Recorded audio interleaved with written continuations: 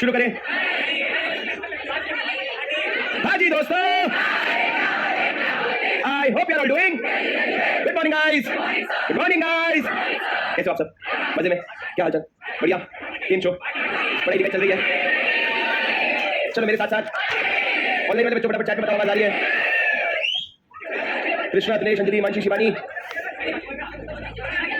ऋतुजा क्या बोल रही है तू? क्या ऋतुजा है? कौन खड़े हो जा?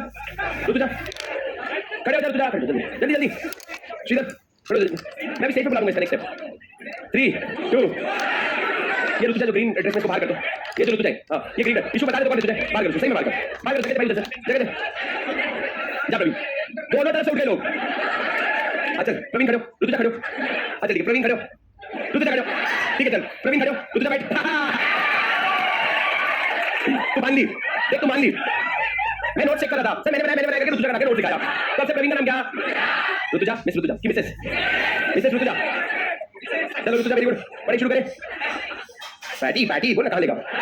हाँ चलो मेरी बात सुनो, आज की क्लास शुरू करेंगे, एकदम ध्यान से सुनना प्लीज राजा। सही है कहते हैं। अब ऋतुजा, इसको भी पेंसिल की जरूरत पड़ेगी।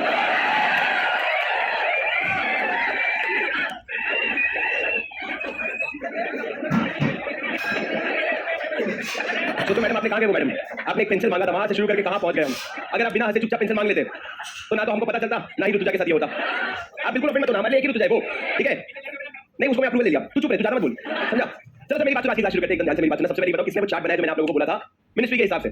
कुछ बच्चे क्या बोला था, कब बोला था? हमको तो नहीं बोला,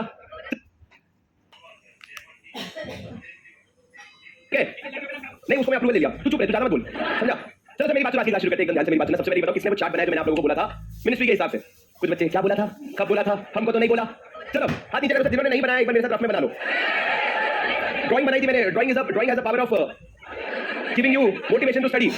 कल वो सीएमए फाइनल की क्लास थी तो उसमें ड्राइंग बना रहा था, वो लोग डाउट पूछ रहे थे, मैं बैठ के ड्राइंग बना के उनके डाउट्स ले रहा था। सुनो मेरी बात, इधर सुनो, हेलो इधर देखो, मेरी बात सुनो ध्यान से। सर सबसे पहले मिनिस्ट्री का समरी बना लो, एक शेड्यूल 2। शेड्यूल 2 हाँ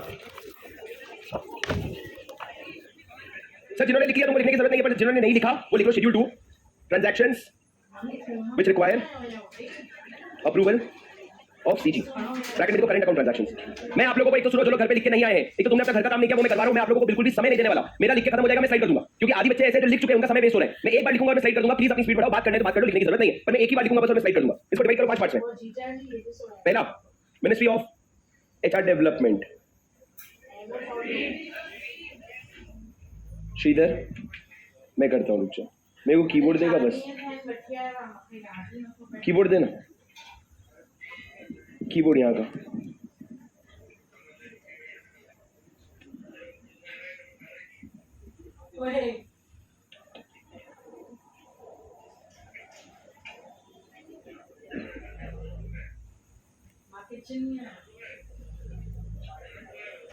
चल बाकी तू वहां से ठीक कर दे। मिनिस्ट्री ऑफ एचआर डेवलपमेंट, मेरी बात प्लीज ध्यान से सुनना। Ministry of HR development sir, इसमें पहला लिख लो कल्चरल टूर्स,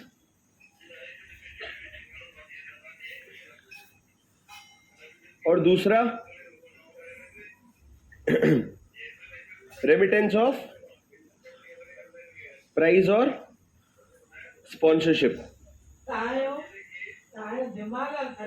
इसके लिए लगेगा डिपार्टमेंट ऑफ एजुकेशन का अप्रूवल,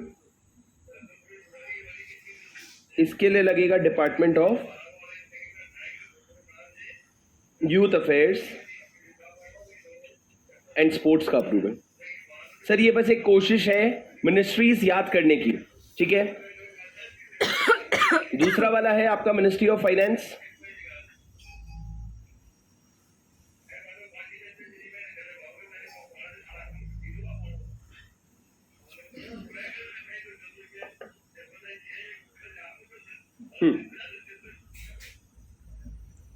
पहला है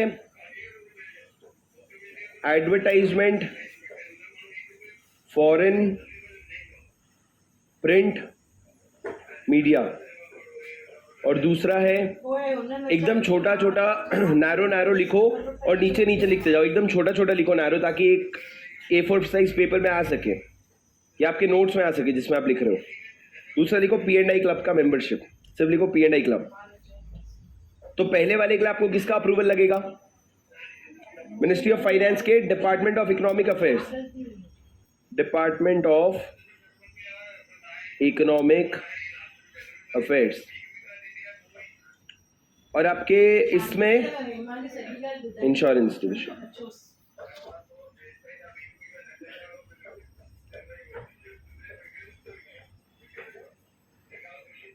सबसे मेजर आएगा तीसरा, ministry of surface transport.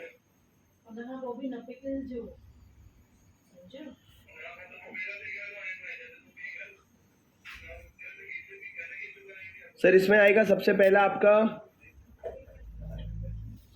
Freight of any vessel chartered by PSU, freight by PSU लिख लो, कोई भी पीएसयू है। दूसरा payment of import by a PSU on CIF basis वाला पॉइंट। तीसरा है कंटेनर डिटेंशन चार्जेस। ये तीनों का अप्रूवल किससे लोगे आप? Ministry of surface transport. First और सेकंड जो है वो किसका है? चार्टर्ड विंग का है। और इसमें थोड़ी है director general of shipping. Container detention में ना लिमिट से ज्यादा है जो प्रिस्क्राइब्ड बाई है, वो छोड़ दो। वो तुमने कल क्वेश्चन नहीं देखा क्या? वो तुमको क्वेश्चन देगा कि लिमिट से ज्यादा है भैया। अपने को ये ध्यान रखना है मिनिस्ट्री कौन है बस। आगे चलो। कल वैसे जिन्होंने क्वेश्चन बैंक किया तुमने देखा होगा कि ministry is important but not that important. क्यों? वो लोग भी as prescribe by the central government ही लिख देते हैं और as per the relevant department of the central government लिख देते हैं। पर अपन लोग सर कोशिश करेंगे, 12 मार्क्स का है तो अपन लोग अच्छे से लिख के आएंगे। और अपन ने देख लिया कितना इंपॉर्टेंट है ये, मतलब आपके 8 से 10 क्वेश्चन तो सिर्फ इन पे थे। तो भैया ये हो गया कि आपका मिनिस्ट्री ऑफ सरफेस ट्रांसपोर्ट। उसके बाद लिखो ministry of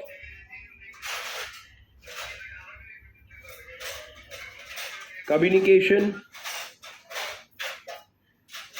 and IT, ministry of communication and IT, hiring charges मम्मी ये आवाज बंद क्यों नहीं? By internet service provider, by internet service provider, hiring charges of transponder by internet service provider. Sir इसी के नीचे एक लाइन मार के लिख लेना दूसरा वाला मिनिस्ट्री भी, जो आपका किसका है? टीवी चैनल्स वाला। In case of TV channels आप किसका अप्रूवल लोगे? Ministry of information and broadcasting.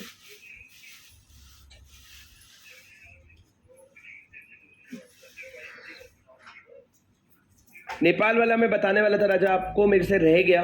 मैंने कल रात को मेरा वो उसमें टाइम चला गया सीएमए में। मैं आज चेक करके आपको बता दूंगा, ठीक है राजा? बहुत जगह है। और लास्ट लिख लो सर रजिस्ट्रेशन ऑफ, अगर लास्ट में ये जगह नहीं है रजिस्ट्रेशन के लिए तो आप ये जो मिनिस्ट्री ऑफ शिपिंग लिखे उसके नीचे लिख सकते हो, ठीक है? रजिस्ट्रेशन सर्टिफिकेट फ्रॉम डीजीएस, इतना लिखोगे तो काम चल जाएगा। समराइज कर रहे हो। डायरेक्टर जनरल ऑफ शिपिंग कौन से केस में? मल्टी मोडल ट्रांसपोर्ट ऑपरेटर के केस में, मल्टी मोडल ट्रांसपोर्ट ऑपरेटर के केस में। Very good. एक सेकेंड छोड़ो। देखो इस तरह का जब आप घर पे आराम से बनाओ, ऑनलाइन वालों तुमको नहीं दिखेगा, पर जब आप आराम से घर पे बनाओ तो इस तरीके से आराम से चार्ट बनता है। बहुत सारे बच्चों ने बना रखा है, अच्छे से बना रखा है। और सबसे बड़ी बात क्या है बताए? एक बार बना लिए ना, शेड्यूल 2 तुम्हारे लिए 2 से 5 मिनट का काम बचता है।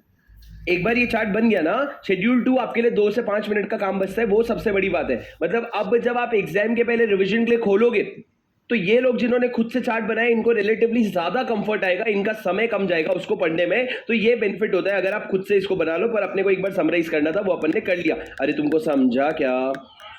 Did you understand? नोट्स देना मैडम।